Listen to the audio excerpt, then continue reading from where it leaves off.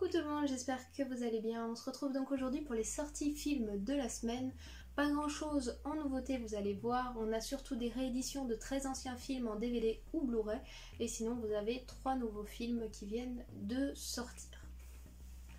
On commence tout de suite avec une chanson douce inspirée du roman de Leila Slimani, qui est une journaliste qui est inspirée de faits réels pour écrire son roman.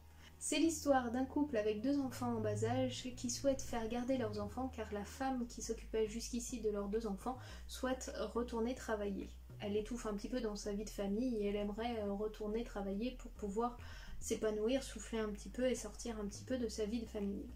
À ce moment-là se passe la recherche donc d'une nourrice et ils tombent sur une femme qui leur semble très bien dans ce domaine-là, qui s'appelle Louise. Au début avec Louise tout se passe bien, hein. C'est la Mary Poppins qu'on recherche tous, très agréable, très aimante, très attachée aux enfants. Elle veille à tout leur donner, éducation, soins, amour. Puis du jour au lendemain, le comportement de Louise va être changé, elle va avoir une attitude beaucoup plus froide, beaucoup plus étrange. Et plus les choses vont avancer, plus les parents vont commencer à avoir des doutes un petit peu trop tard, puisqu'un drame va advenir et c'est là que l'histoire prend tout son relief.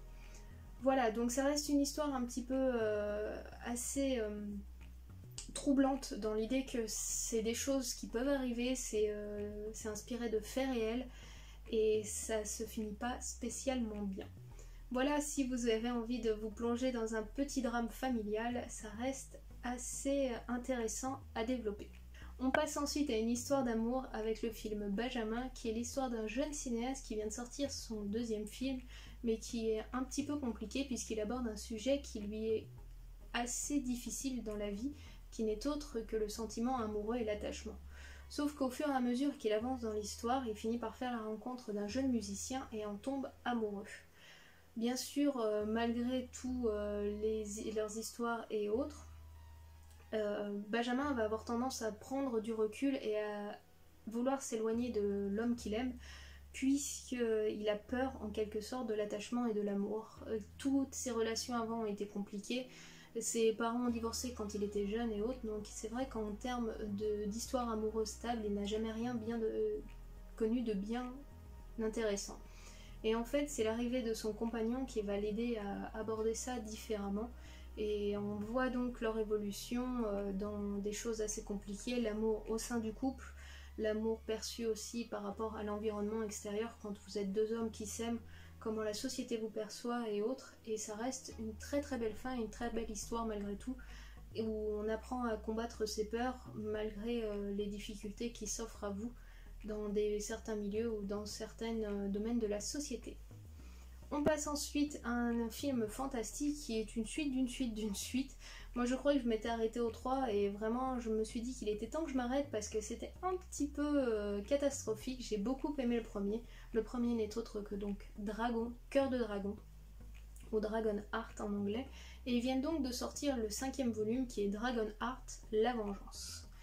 Vous allez donc suivre les aventures d'un jeune fermier, Lucas, qui a vu sous ses yeux la mort de ses 2 parents et qui cherche donc à se venger des barbares qui ont assassiné ses parents.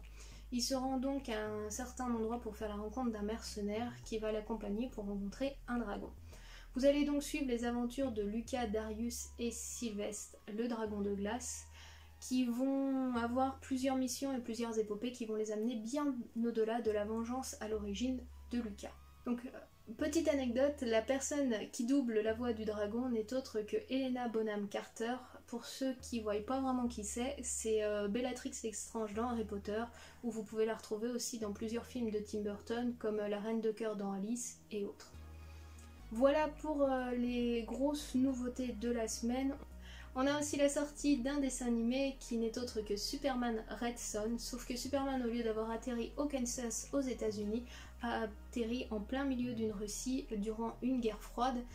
Et on se retrouve donc avec un Superman soviétique, comment il va aborder donc sa relation avec les États-Unis en pleine guerre froide et avec une éducation soviétique.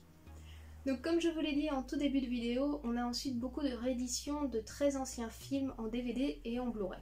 Je vais vous les faire par ordre chronologique de sortie. On commence donc dans les années 60 avec Fanfaron et Trafic de l'ombre. Ensuite dans les années 70 avec une comédie de Mon Dieu comment en suis-je tombée si bas.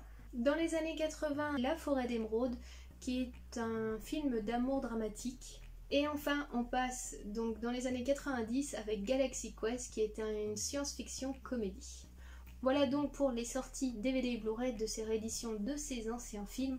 On passe enfin aux sorties des séries de la semaine. La saison 1 de 000, la saison 2 de Maggie et la saison 7 de Chicago Fire.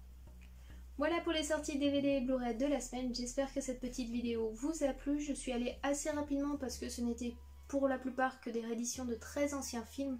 Donc si vous êtes curieux, n'hésitez pas à regarder sur le net. Sinon, nous on se retrouve demain pour des sorties livres de la semaine. En attendant, je vous souhaite une très bonne semaine et bon courage à ceux qui travaillent et bon courage à ceux qui sont confinés et qui doivent s'occuper. En attendant, je vous fais plein de bisous et je vous dis à très bientôt. Ciao!